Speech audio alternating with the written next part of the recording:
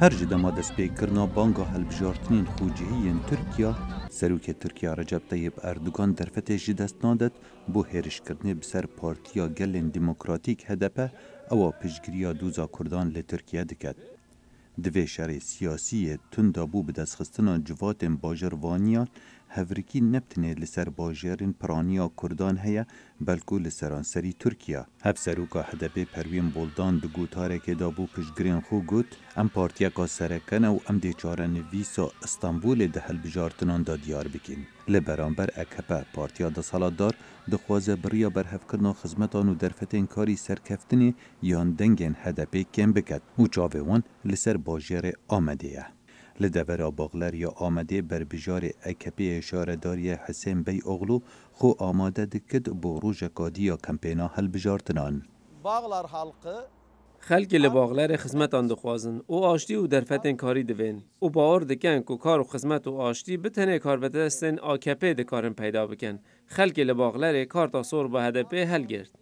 لسال 2015 شرین گراند ناوبرا شروانین پارتیا کارکرین کردستان پکک و هیزین ترکیا لآمده چه بون ود اگر دا هجماره که زورا قربانیان و ویرانیه که مزن لدیف خو هیلا. اونها حکومت اکپ دراوی بوه دوره خرج دکت لی آشکرانیه که حکومت دکارت بهای گرانی آودان کرنه برهف بکت. کار بدستین بلندین انقره ببردوام و جبری هلبجارتنین روژا یک شنبه سردانوی دوره دکن بو هلسنگاندنا پیش و چون کار آودان کرنه. اکپ باور دکت او پیامکا سرکفتنه بدست خد لدماوینه این آوا کرنه دگل ویرانیه بلاو دکت. هندک خلک باغلری یا آمده ینسر به اکپ و دبیجن خلک آماده با گوهرینان. Eski döneme dönmek istemiyorlar. 2 sene önce. او ناخوازن و گرنوه بودما بره توای آوه دوره داخسته بو بمب و شر و نخوشی هبون آشتی نما بو نها بتنه ما آشتی و کار و خدمت دوین. پلیس کمپینا هلبجارتنین اکپ د پاریز کول دمک زحمت بو بانگا هلبجارتنان لی هادباک کرن و اف دوره حوانگه که قایما هدپیه کو پتر جی 400,000 کسان تیدان دجین. دگل هنده کو هجماره که زور خلک دورین خوب بجه هیلان جه اگرا تندو تیجان لی هندک پیشوازی لی پیامن بر بجیر اکپ تکرن. biz esnaf olarak ام وکو بازرگان ام دلخوش بون منت کاری دکانین خوب بکین سپاس بخوده ویرانی نما جبر وچنده ام آکپ هل دبجرین. اردوگان و پارتیاوی هدپی که دوامین پارتیا رکبره به هبونا تکلیان دگل پارتیا کارکرین کردستان پکک گنهبار دکد.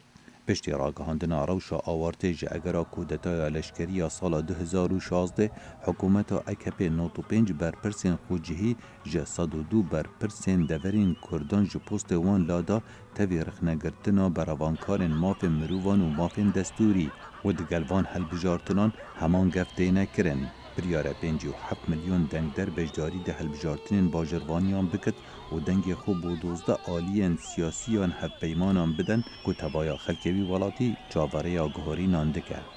خالد فتاح، دنگ امریکا.